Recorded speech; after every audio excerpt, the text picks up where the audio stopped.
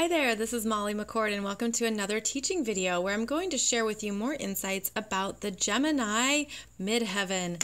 In these teaching videos, I'm giving you understandings of the layers of energies that show up in a natal astrology reading. Please understand there are many layers to a career or professional reading. These are not comprehensive readings. It's just a starting point so that you can look at what is showing up in your own chart. Now, I do these videos at different levels: beginner, intermediate, and advanced. This is a beginner level video, so I hope it brings you an understanding of how to read the energies a bit more. And you'll find that I'm going to be discussing the general themes here to help put together the pieces of the puzzle. So in this video, as I said, we're talking about the Gemini Midheaven. Now, the Midheaven is always between the 9th house and the 10th house. It is where you have accumulated energetically all these experiences, okay? It's the sense that you started here and you went all around the circle with your energy, your learning, your understanding, your education, being out in the world, interacting with people, and it brought you to this point where you realize I have something to give back to the world, and it's through the Midheaven energy that you have an idea of what that is. Now, the Gemini Midheaven is all about communication, teaching, writing, cerebral understandings. It is associated with someone who is adept at learning, who wants to be intellectually stimulated and engaged. It's a very fast-moving energy.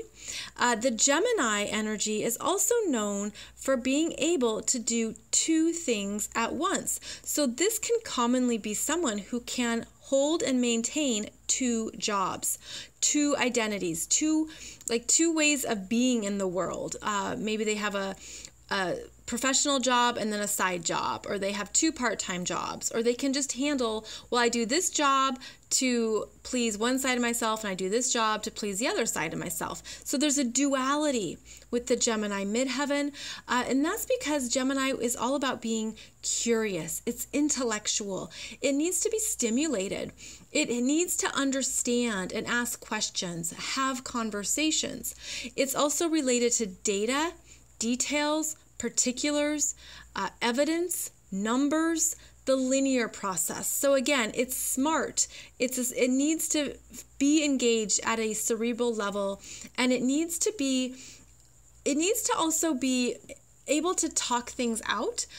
Typically, this is the energy of someone who wants to ask questions or answer questions. They want to have a conversation of some kind.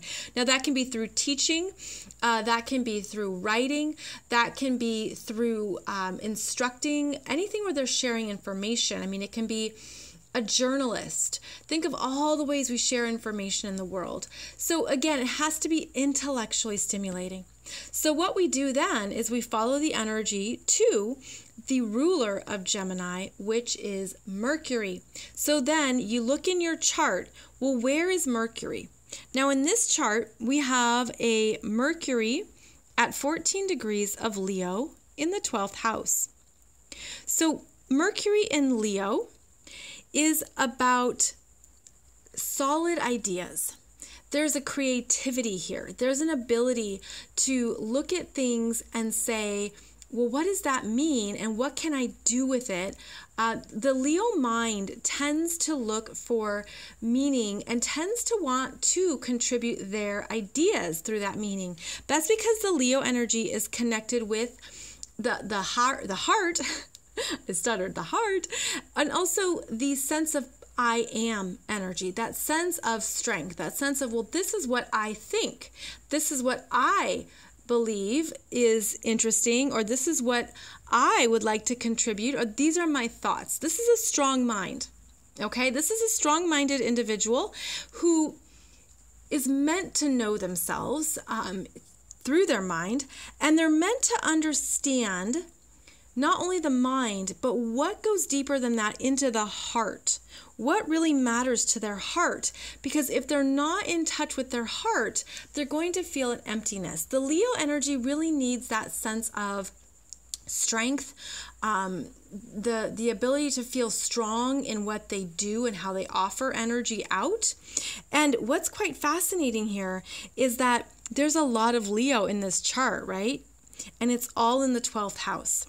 So this Leo is conjunct Mars, which adds in a very go-getter energy. This is a strong will. This is a force. This person's a force, and they have ideas they need to communicate and they need to share. They also need to be taken seriously. Leo needs to be respected. There's a need here for please respect my ideas. Please acknowledge and recognize my contributions. That is about the respect, which is really important to Leo energy. Now, these energies are in the 12th house, which is behind the scenes.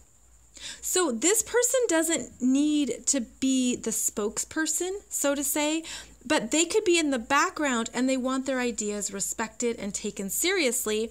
And that's how they then contribute in their career. So they really need that sense of, I'm respected for being here. I'm appreciated. Huge Leo words, okay? Appreciated, recognized, valued, respected, because all of this pertains to their sense of identity. And in the 12th house, again, this person doesn't have to be perhaps known in the forefront, but they need to be a valued contributor. The 12th house, again, it's behind the scenes. It's that person who also needs time alone. So they need time alone to think, to gather their thoughts, to understand what they do think and what they do want to express and what they do want to say. So they'll take some time in the 12th house to understand more about their thought process. They do have to be aware that this Mars in Leo is conjunct Mercury, and it's strong, and so there can be a force there of like, you better agree with me, or I'm willing to fight for what I think. I will stand up for what I've learned. I will stand up for what I have sat with and contemplated. So this gives it a fighting energy, which actually can be really strong, to not be overlooked and to use it in a conscious way. It can be argumentative. It can. Mars conjunct Leo, it's also where you can have arguments with other people, or you could just have them in your head. You could be fighting yourself internally. The 12th house is internal. So you could be like literally, you could have thoughts that make you mad and you don't know what to do with it because you're so latched on to them. But you're meant to understand if they're truly you or not. Because the Leo energy is all about that sense of self.